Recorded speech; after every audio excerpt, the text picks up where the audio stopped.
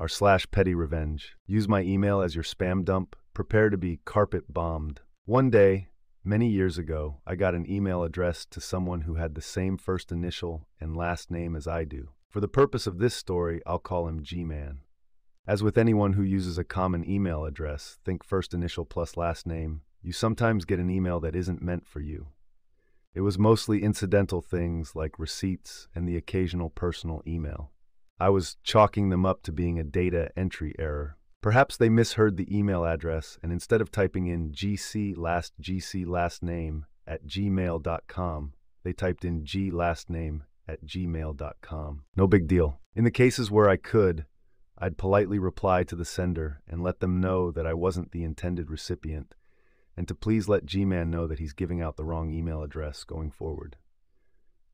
It was never successful. I'd still get emails for G-Man, and it was for things that I'd think you'd want to receive, like order receipts or something that had a confirmation number attached to it. I tried to track down G-Man, but to no avail. There were multiple G-Man on social media, so I could never 100% confirm which one it might have been.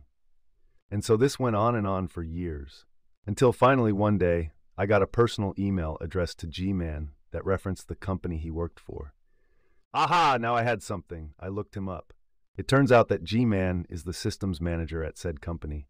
His LinkedIn bio says that he's an IT professional. That's interesting.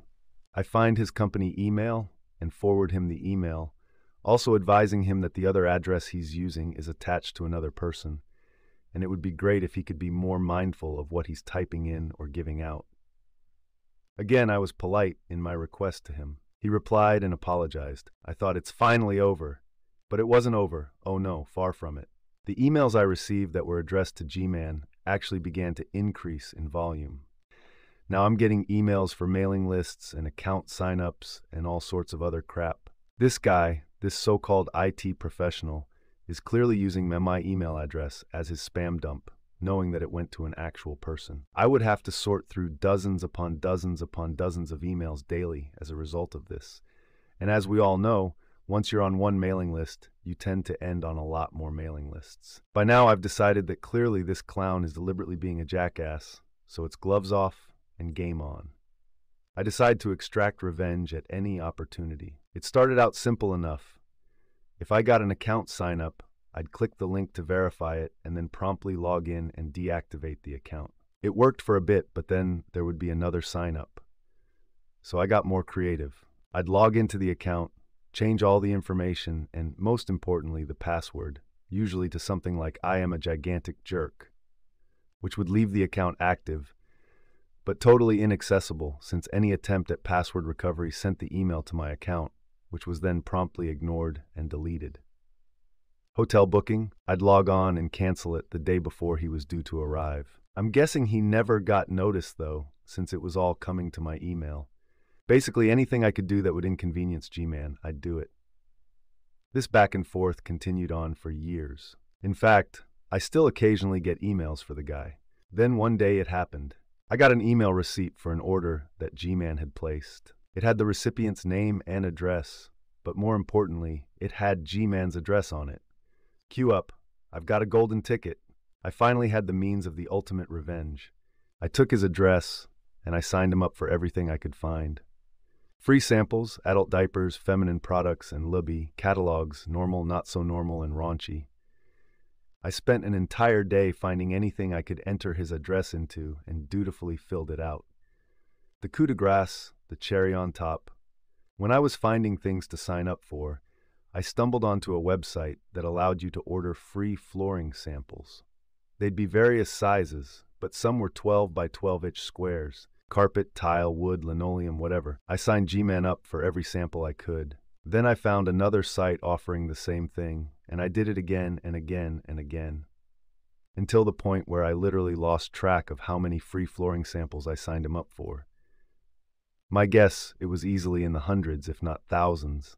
I literally carpet bombed G-Man. Coincidentally, the email volume certainly decreased. I never heard from G-Man either. Maybe he deleted my initial email and forgot, or maybe he was buried under all those flooring samples. Either I'm sure once they started to arrive, he realized his mistake.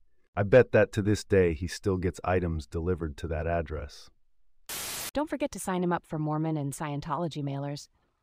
Those people are relentless. I would have had I have known how much of a pain in the ass it is to get clear of them. I'd actually start before you had his address.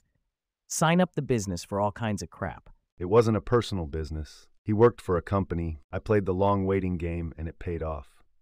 Had to deal with someone doing same with my email address. Signed up for Uber Eats, Spotify, SoundCloud. Got to a point I had to personally ask these sites to delete these accounts. I was able to track down that woman too. I hate such people. All right, everyone. This one's going to be a bit different. This video is going to be a compilation of various stories. I only intend to upload one today, and this is it. It should be a bit longer than the others. So, on to the next petty revenge story. Want to mow part of my grass while I'm on active military duty? Have fun repairing your lawnmower. So this happened starting around 2008. My then wife and I purchased a small starter house. I was in the National Guard, in a state that stays busy with natural disasters. Therefore, I stayed busy. My neighbor was a crabby old man that was retired and had too much time on his hands. He wasn't very friendly, so I just kept to myself. While I was on active duty, my wife would stay with her parents so the yard would grow tall when no one was there. When I would get back home, my neighbor would spitefully cut one path of grass in my yard to let me know it needed to be done. After a few of these occurrences, I told him he can either cut the entire yard or he can stay out of my yard. He griped that I don't cut my grass enough. Once more, I came back home from active duty with one path of grass freshly cut. Cue petty revenge. My neighbor's mistake in all of this is that he always cut the same path of grass down the side of my fence. The next time my grass got even remotely tall, I went out late one night and laid down long strips of bale wire, approximately 10 20-foot strips, in the spot he always spitefully cuts. A week goes by, the grass gets taller. Neighbor takes the bait.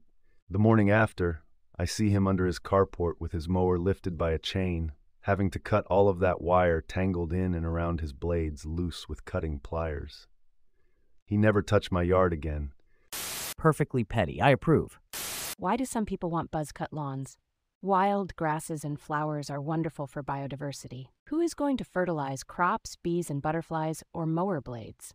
I keep mine short because I'm Australian and brown snakes and redback spiders like long grass, and I want my kid and dog to have a safe place to play. And yes, on the rare occasion that I have let it go, I have found redback spiders and snakes in my yard. You could have ended your comment after mentioning Australia. You could have said that if the grass grows too tall, it will trip you, drag you down, and eat you. And people will believe it because Australia. Heck, I looked over what I just wrote, and I'm finding myself nodding. Man, I hate people poking their noses into my business, but I really hate having to fix my mower, too. OP was probably justified here. It did make the old man stop doing that annoying bit after all. Let me know what you guys think about this one. Anyway, moving on to the last story. My cheating mother likes to lie about me to potential partners, and it backfires often. My mother is an effing C, literally cheats on every man she's been with, has treated me, her oldest, she had 25 yo, like a tool, against my father, since day one.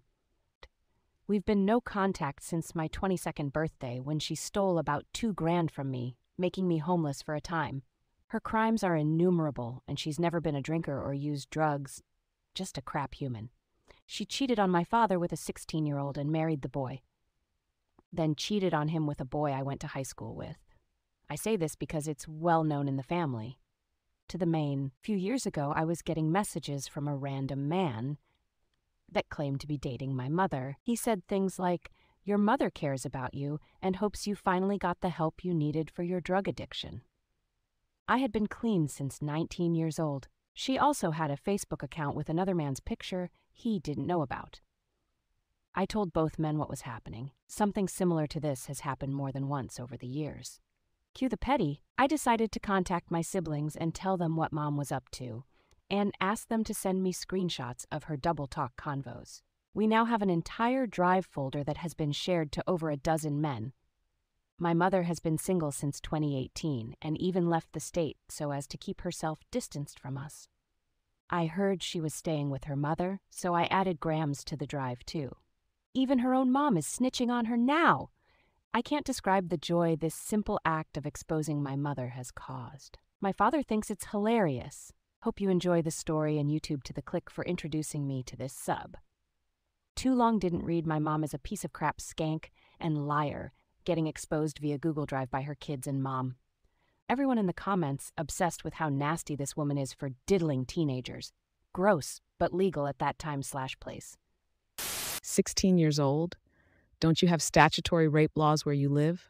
I accidentally sent as a comment, but where she lives, you're divorced from your parents if you don't live with them, have a job, and aren't neglecting your studies. Job being income, food, etc. It was a very shady section of the law, making it easier to kidnap, groom children, and has since been somewhat amended. The laws are clear as far as it goes for people who have been divorced from their homes, no matter how young. I think you're looking for the word emancipated. No, they were two separate things at that time. I believe they've since been consolidated, or more aptly, separated. I divorced my mother before 18 while continuing to live with my father, basically revoking her rights as my mother, guardian, or family in any way. Emancipation is basically becoming an adult prematurely. All right, everyone. This is a bit of a new one for me. 3 stories for a longer video. Let's see what you all think. Please be sure to let me know. One aside note, that carpet bombing story was great. Anyway, hope you all enjoyed this story. Once again, I'm always open to criticism. Anything you guys can tell me will help. Let me know what you guys thought of the story in the comments, and share any stories you guys might have as well. The link to the original post, as always, will be in the description, and make sure to follow for new videos every day.